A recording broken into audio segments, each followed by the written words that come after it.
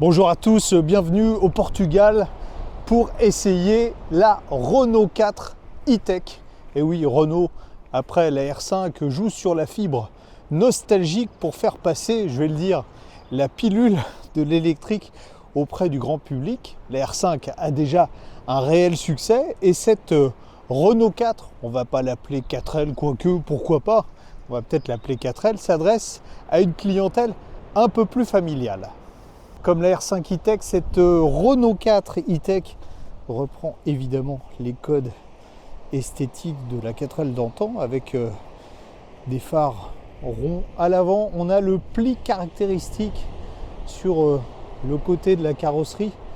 Vous le voyez ici, je trouve ça assez réussi, mais c'est surtout derrière qu'on arrive parfaitement à identifier la 4L, un coloris qui s'appelle Vert Hauts-de-France. Alors pourquoi Vert Hauts-de-France ? Simplement parce que la voiture est fabriquée à Maubeuge. Ce qui est assez étonnant, c'est qu'on a l'impression d'avoir une voiture qui est assez grande. En fait, elle est compacte, 4,14 m de long seulement, avec, comme vous le voyez, les roues aux quatre coins, des grandes roues par rapport à la taille de l'auto, qui sont ici en 18 pouces, ça rappelle un peu la 4L d'antan, avec des pneus qui sont assez étroits. Renault insiste beaucoup sur la praticité du coffre. Bon, déjà sur cette version, le haillon est électrifié. On a un volume de 420 litres, ce qui est plutôt bien vu la taille de la voiture. Et surtout, regardez, d'après Renault, on peut refaire son lacet sans problème lorsqu'on est assis à l'arrière, puisque le seuil de chargement est le plus bas de sa catégorie. Cette Renault 4 électrique utilise la même plateforme que la R5 avec une différence assez notable, c'est que l'empattement a été rallongé à 2,60 m. Ça permet de s'installer derrière un peu plus confortablement avec plus de place pour les genoux. Vous voyez, les sièges avant sont en position pour des personnes d'environ 1,80 m. Surtout la sellerie est extrêmement moelleuse. Alors on ne tiendra pas malheureusement à 3 personnes à l'arrière, 2,5 m, même s'il n'y a pas de tunnel central parce que la voiture n'est pas extrêmement large. Le tableau de bord est celui de la R5 e-Tech, on ne s'en plaindra pas parce que personnellement je trouve que c'était plutôt une réussite avec ces deux écrans de 10 pouces particulièrement lisibles et puis une qualité de fabrication qui est réellement bonne compte tenu du prix de la voiture qui démarre sous les 30 000 euros. Bon, on n'a pas cette finition là sur la version à moins de 30 000 euros, mais regardez, c'est à la fois doux au toucher, agréable à regarder. C'est également bien assemblé, et même si on a quelques plastiques rigides, en particulier sur la console centrale, ils se font oublier face à la qualité de présentation. Moi, je choisirais la finition iconique juste pour ce détail. Le petit Renault 4 éclairé sur la planche de bord. Histoire de faire une petite critique, c'est pas une critique d'ailleurs, c'est une demande. J'aimerais bien, monsieur Renault, qu'on puisse afficher sur cette dalle de compteur, pourquoi pas un compteur avec le design de la première Renault 4. C'est juste un programme à rajouter. En parlant de rajouter sur le volant, on a des petites touches en plus. Voilà, là et là. Suspense, vous saurez tout à l'heure ce que c'est, mais je pense que vous en doutez. Le petit bouton multisense qui permet de régler les modes de conduite, confort, éco, sport, perso. Sur le côté, la touche magique de pression et on supprime les aides à la conduite qu'on a préprogrammées et qui sont indésirables. En gros, un bouton qui permet de neutraliser près de 3 000 € d'équipement inutile. Merci les touches physiques pour régler la clim. Bon, ça y est, on semble revenir à la raison chez les constructeurs. Le système Open Air Link a des fonctions intelligentes qui permettent de paramétrer votre itinéraire. Vous voyez là, on est quelque part dans la nature. On a aussi un système audio Harman Kardon sur cette version qui est doté de 9 haut-parleurs. Ça marche plutôt pas mal.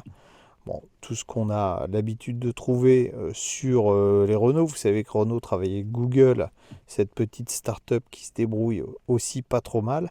Et puis, vous le voyez là, avec ces petites icônes, on a un équipement très complet sur ce modèle iconique avec des sièges chauffants, un volant chauffant, entre autres. Je suis un peu déçu parce que notre essai au Portugal ne se déroule pas avec les versions découvrables de la Renault 4 e-Tech, mais on se console avec ce ciel de toit qui permet de diminuer le bruit dans l'habitacle. Sous le capot, on retrouve les mêmes mécaniques que sur la R5 e-Tech. Pourquoi je dis les mêmes? Parce que le moteur électrique synchrone à rotor bobiné, c'est le choix de Renault pour éviter d'utiliser des terres rares, est bien disponible en 2 niveaux de puissance avec 2 capacités de batterie, 120 150 chevaux, 40 kWh, 54 kWh. On essaye aujourd'hui la version la plus puissante avec entre guillemets la grosse batterie, donc 150 chevaux, 54 kWh. Une batterie qui, il faut le signaler, est de chimie nickel, manganèse, cobalt, alors qu'on pourrait imaginer que sur un véhicule dont il faut serrer le prix, on pourrait utiliser du lithium fer phosphate. Le choix de Renault, il s'explique simplement par la compacité plus importante de ce type de batterie, ce qui permet à la fois d'avoir une voiture plus compacte et surtout d'avoir une voiture plus légère. Avec un châssis, un moteur de R5 électrique, on se dit que cette Renault 4 va être exactement comme sa demi-sœur en termes de conduite. C'est pas tout à fait vrai. Je vais vous le dire tout de suite, on ne va pas attendre la fin, il n'y a pas de suspense. En fait, elle est même plus agréable à conduire quand on roule gentiment que la R5. Pourquoi? Parce que elle a une suspension un peu plus souple et ça va à merveille à la voiture avec la douceur du moteur électrique. On verra qu'il n'est pas que doux, ça marche pas mal. On est à la version 150 chevaux et là on est sur une route avec des virages, donc tout à l'heure on va sans doute taquiner un petit peu la bestiole, mais en tout cas quand on roule gentiment, franchement c'est un pur bonheur. Alors vous n'allez pas me croire, mais on est au Portugal et ça doit faire une demi-heure, 3/4 d'heure que je cherche un ralentisseur pour tester le confort de la suspension. Puis en plus, regardez, une Renault 4. Bon, entre guillemets, on a passé le ralentisseur pratiquement sans s'en rendre compte. Bon, il est beaucoup moins violent que les ralentisseurs français, puisque ici, ils doivent avoir une réglementation que les municipalités respectent. Mais bon, ça prouve le niveau de confort de la voiture. Avec une centaine de kilos de plus que la R5 et puis un empattement plus long, on pourrait se dire qu'elle va avoir du mal dans les virages. Cette Renault 4, la preuve par l'image, ça tient vraiment super bien le parquet. Regardez, même quand on force un peu en réaccélérant tôt, les pneus Queen, mais ça ne souvire même pas. On félicitera une fois de plus les ingénieurs châssis Renault, ils ont fait un excellent boulot parce qu'on a un compromis confort tenue de route qui est juste idéal pour une voiture familiale. Papa pourra se faire plaisir au volant, bon ça rendra peut-être les enfants un peu malades, derrière, mais on peut se faire plaisir au volant et puis avoir une voiture avec beaucoup de confort. En plus le moteur, il fait preuve de la même générosité que sur la R5. On a 150 chevaux pour rappel et 245 Nm de couple. Ça permet de doubler très facilement. Vous voyez, on n'a pas besoin d'1 km pour passer. Hop là. Et j'arrive dans le virage et je peux y aller franchement. Voilà. Ça couine, mais ça tient.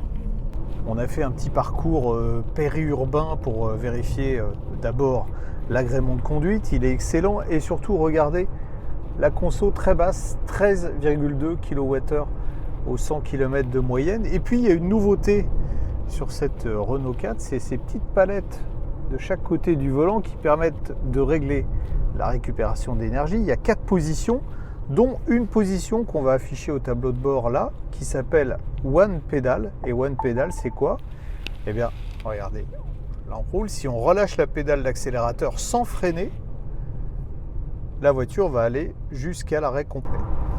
On est à 100 km/h sur l'autoroute et la première chose qu'on remarque, malgré un revêtement qui est quand même très mauvais avec des plaques en béton, c'est que le confort reste excellent et surtout le confort acoustique aussi. On a un pare-brise acoustique doublé et puis comme je vous ai fait voir tout à l'heure, on a ce toit aussi qui absorbe les vibrations et franchement c'est très confortable. Même si la caméra bouge beaucoup, je vous l'ai dit, le revêtement est très mauvais. Avec la grosse batterie de 54 kWh, Renault nous dit 400 km d'autonomie. En général, les constructeurs sont assez optimistes.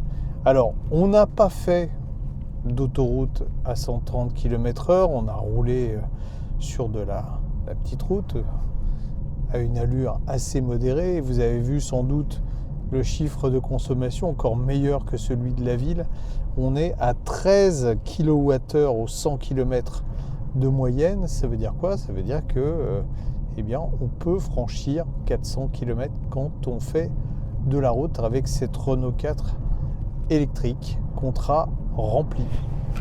Pour la recharge, notre Renault 4 électrique eh bien, accepte évidemment de la charge rapide.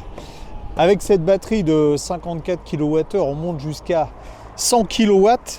Pour de la recharge en courant alternatif, on a un chargeur interne de 11 kW. Et ce qui va vous intéresser, c'est que on peut avoir également ce qu'on appelle du V2L, c'est-à-dire que la voiture peut fournir de l'énergie à des équipements électriques. Donc vous pouvez alimenter votre cafetière, mais votre aspirateur aussi pour nettoyer la voiture. En charge rapide, sur 100 kW, il faudra environ une demi-heure pour faire 10-80%. Est-ce que cette Renault 4 électrique donne envie de manger de la tarte aux fleurs? En d'autres termes, est-ce qu'elle est sympa? La réponse, vous la connaissez depuis le début du sujet, c'est oui. Elle est craquante avec sa bouille néo-rétro, et puis figurez-vous qu'elle est peut-être plus polyvalente et plus réussie sur certains aspects encore que la R5 E-Tech. En effet, elle est un cran plus confortable. Évidemment, elle propose plus d'espace, un coffre plus grand, elle est plus familiale. Et puis, je l'ai mis sur un petit chemin de terre, pas par hasard, parce que avec sa garde au sol un peu surélevée, elle peut s'aventurer hors des sentiers battus. Vous allez me dire, d'accord, elle est bien, mais combien ça coûte? Eh bien, le modèle de base, avec la petite batterie en 120 chevaux, coûte un peu moins de 30 000 €. Et puis cette version 150 chevaux avec la grosse batterie de 54 kWh plafonne, en finition iconique, plafonne à 39 000 €. Comme elle est fabriquée en France, eh bien, vous pouvez bénéficier du bonus écologique. Je vais en profiter pour aller me faire une petite tarte aux fleurs.